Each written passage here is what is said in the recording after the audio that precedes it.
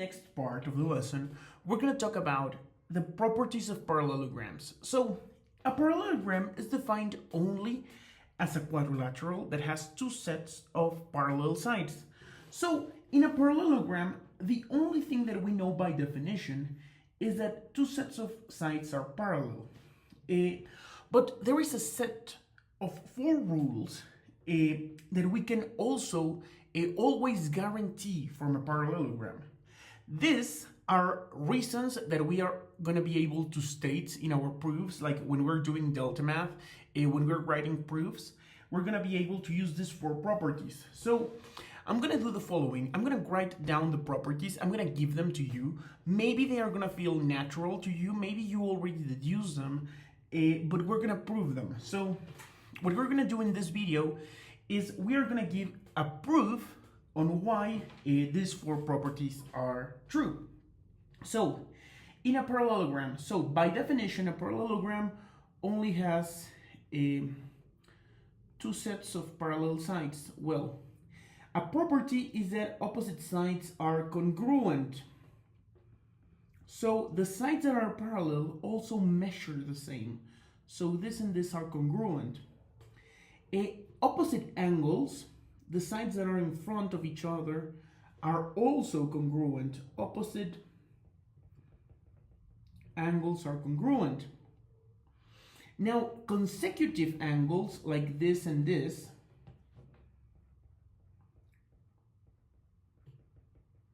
consecutive angles are supplementary. They add up to 180.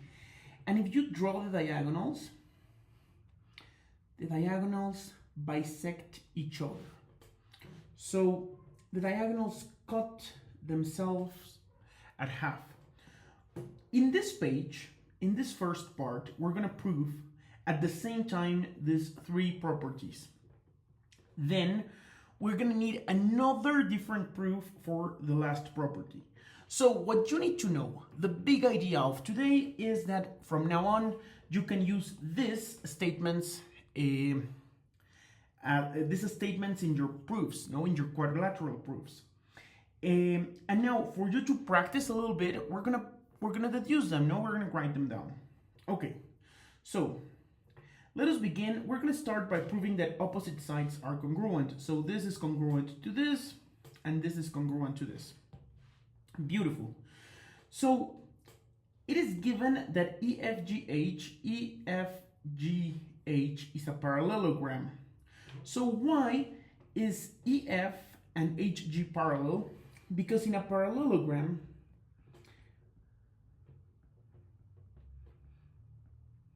opposite sides are parallel. That is the definition of parallelogram. No, opposite sides are parallel. This is parallel to this. And now angle HGE, angle 4, is the same as angle GEF. So if I have two parallel lines and a line that cuts them, a transversal line, 4 and 3 are alternate interior angles. I'm just going to write alternate interior. But you know, the full reason is when a transversal cut a set of parallel lines, alternate interior angles are congruent. Okay, why does HE and GF are parallel? Because the definition of a parallelogram, in a parallelogram, opposite sides are parallel. Parallelogram. That is why they are parallel. Okay, so that is why also this angle and this angle are congruent. Let me use some colors. So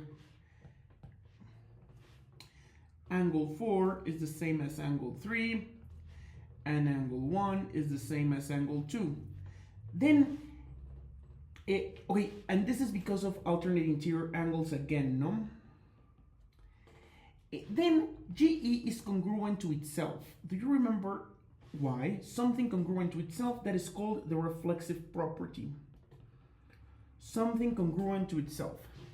So now I am saying that these two triangles, HEG and FGE are congruent. So what is the criteria that makes them congruent? Well, angle, side angle. Because I already have this angle, this side, angle. Okay, so this angle, side angle. Now, I have stated that two triangles are congruent, and then I am saying that two things are congruent, EF and HG.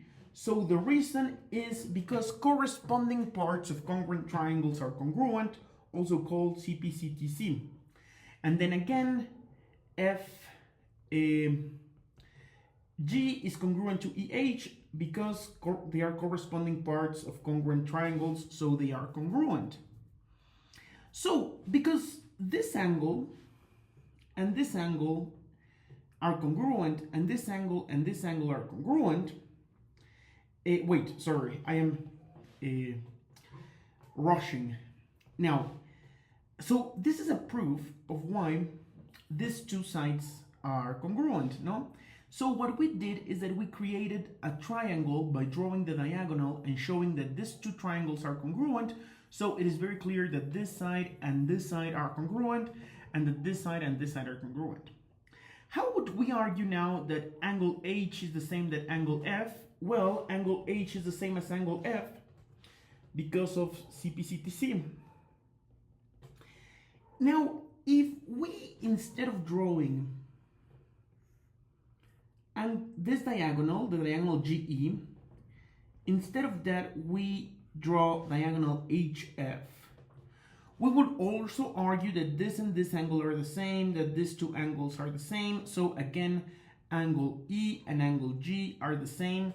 So by drawing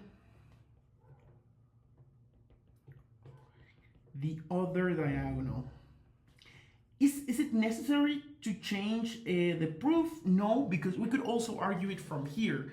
But like what I want to say is that how do I modify the proof so that the conclusion is angle E congruent to angle G? Well, by drawing the other diagonal. I could also argue from this drawing by using that these two angles are congruent, these two angles are congruent, so the sum is congruent to the sum, so angle E is congruent to angle G.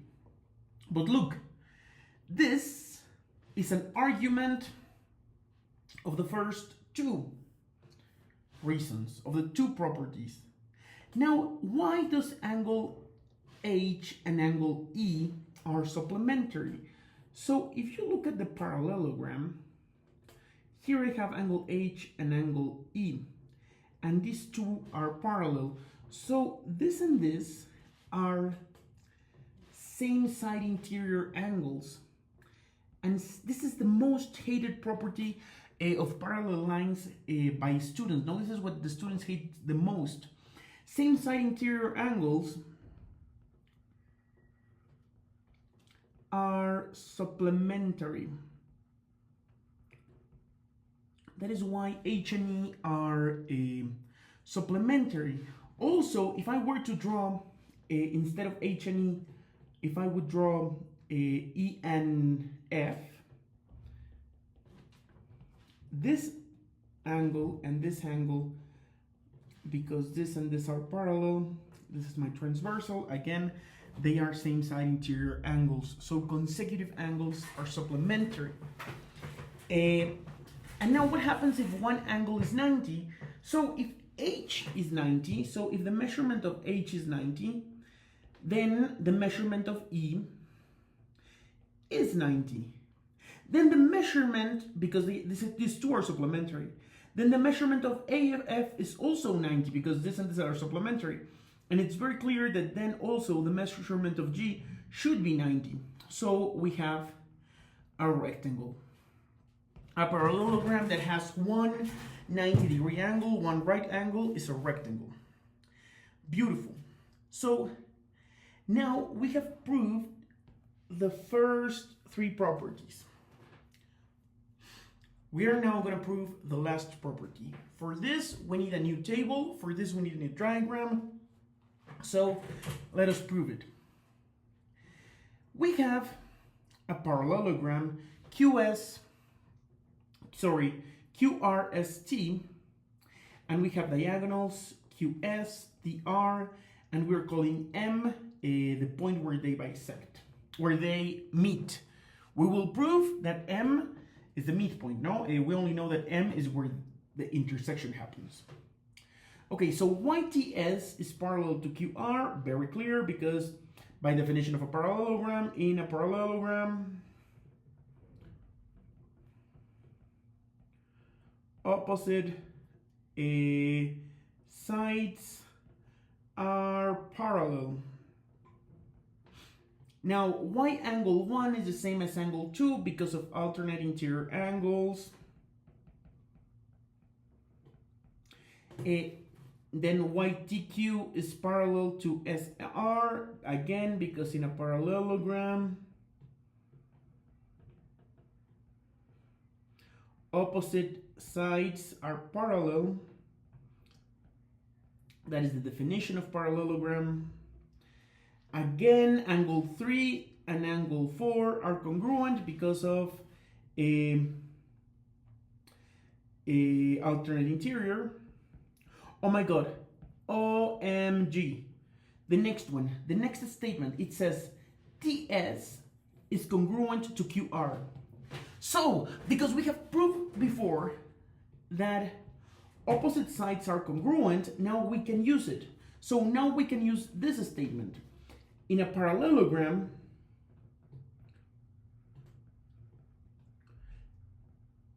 opposite sides are congruent. So be careful with this, because now that we have proved it, now we can use it. This is something that very similar, that will be happening in your delta math, no?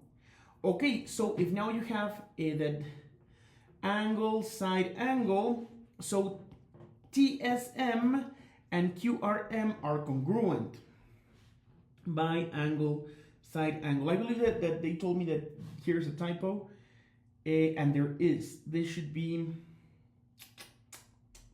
T goes with R, so this should be RMQ. Beautiful for the person who caught the typo. Then QM is congruent to SM, so I have stated that two triangles are congruent. Then I am saying that two things are congruent, two things that are corresponding, so corresponding parts of congruent triangles are congruent.